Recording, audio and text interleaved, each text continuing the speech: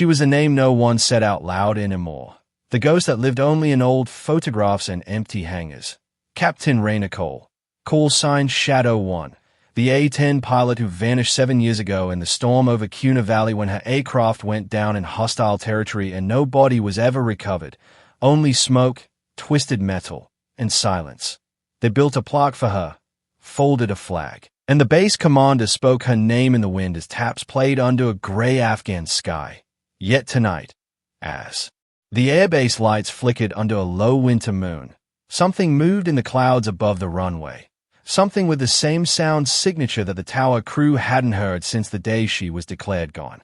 Inside the control tower, Sergeant Miller stared at his radar, heartbeat slowing, disbelief crawling up his spine as a single contact blinked into existence at Grid Echo 7.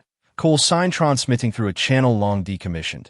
Shadow 1 requesting permission to land. The voice was steady, female, calm, like nothing was wrong. Miller's mouth went dry as he grabbed the radio, his voice trembling. Repeat transmission. Identify yourself. The reply came back crisp and cold. This is Captain Rayna Cole, A-10 Thunderbolt, inbound from North Vector. I'm low on fuel. Every man in the tower froze. For 7 years, that voice had been a ghost story, a legend whispered among night crews. Miller slammed the alarm. Lights snapped red across the base, and the commander was called from his quarters. Outside, mechanics stumbled from hangars, staring into the night as a low thunder rolled overhead. Through the fog came the silhouette of a battered A-10, fuselage scarred and weathered, paint faded, but the insignia still clay. No one spoke. It touched down like something half alive, landing gear screeching, canopy cracked with frost. And when the canopy opened, out climbed a woman who shouldn't exist. Her flight suit was torn, her gloves scorched, her face pale beneath the streaks of soot, eyes as steady as the day she'd left. "Where's my crew?" she asked, voice calm, confused, as if 7 years hadn't passed.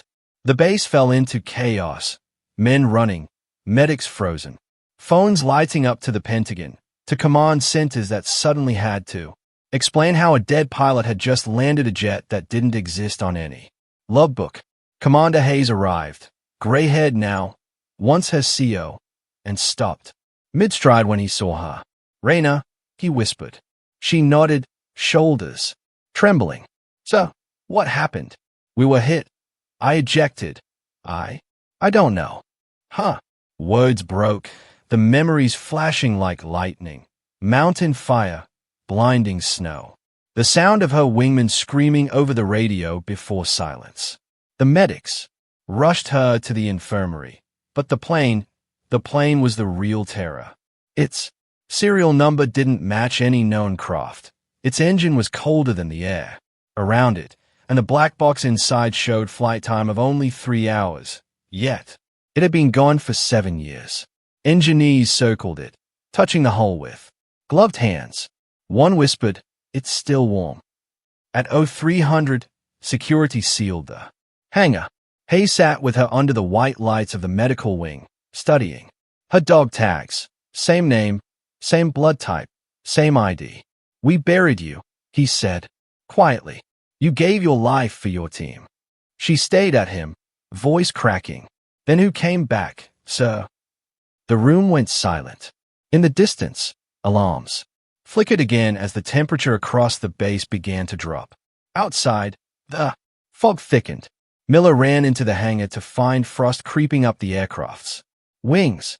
The temperature inside the sealed room was plummeting, tools frosting over, breath visible. The generator groaned, then died. The A-10's lights flickered once and then burned bright blue. From the speakers above, static hissed, followed by a faint voice, warped but familiar. "Shadow 1, still airborne." Hayes ran to the control booth, shouting orders to shut power to the hangar. Sparks flew as the team tried to cut the circuits, but the systems no longer responded. The jet's nose light flared again, casting a pale glow across the faces staring back. And in that light, for just a second, They saw someone else in the cockpit. Someone frozen, uniform shredded, eyes glassy like frost. Hayes felt the blood leave his body. The figure vanished. The canopy slammed shut by itself, and the plane's engines roared to life, deafening the night. Rayna, still weak, was dragged from the infirmary toward the hangar by medics who couldn't believe the noise. She broke free, running barefoot into the icy air, shouting, "Don't touch it. That's not," but the words were lost. As the hangar doors blew open, the A-10 surged forward, leaving behind only a burst of snow and a scream of engines. It rose into the night sky, lights strobing, trailing silver vapor that turned the clouds to ice. Radar caught it for less than 2 minutes before it disappeared again, swallowed by a black storm that came out of nowhere. The next morning, the runway was lined with frost, and on the tarmac, someone had scratched words in the ice with a gloved hand, "Still flying." Command locked the base down. No records, no interviews, nothing left the wire.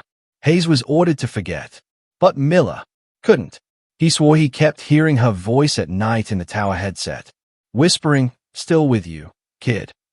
2 weeks later, a NATO patrol found an A-10 wreck in the Hindu Kush Mountains, perfectly preserved under a layer of permafrost, serial number matching Rayna's original jet. Inside, they found a body, Captain Rayna Cole, unmistakably dead for 7 years, still wearing her oxygen mask, still clutching her last transmission log. "Tell my team I'll make it home." The Pentagon called it impossible. The body was flown back stateside under tight guard. Yet at that same hour, in the American desert, at a base 3,000 miles away, the night sky trembled again. Radar detected a contact moving at low altitude. Same call sign, same signal. Shadow 1. A new pilot in the control room listened as static broke through the speakers, the same cold voice whispering coordinates that matched her old unit's memorial wall. The man looked at Hayes, now pale and shaking. "Sir, it's her again." Hayes just whispered, "Don't answer. Just listen." And through the interference came the faint sound of breath, a heartbeat, and then her voice. Steady as ever, mission complete. The radar blinked out. The sound faded. But the base remained frozen for the rest of the night. When dawn came, the sun touched the hangars and lit the frost crystals like stars, and there on the windscreen of the control tower someone had written in frost from the inside, "For those still flying." Hayes stood there a long time, eyes wet, realizing that whatever came back that night wasn't vengeance or miracle, it was promise, duty carried past death. They buried her again with full honors, this time under an open sky, with every pilot who ever knew her flying formation overhead. But some nights, when fog creeps over the runway and the winds hum against the hangars, ground crews still swear they hear turbines spin in the distance, see a faint shape hovering above the clouds, and the words of her last call echo through their headsets, "Shadow 1, home safe." And maybe that's what legends really are, not ghosts, but promises kept long after flesh is gone, carried by the roar of engines and the silence of those who remember. Because somewhere, above the clouds no radar can reach, a pilot still flies, steady hands on the stick, eyes on the horizon, waiting for dawn, never lost, never gone, forever Shadow 1.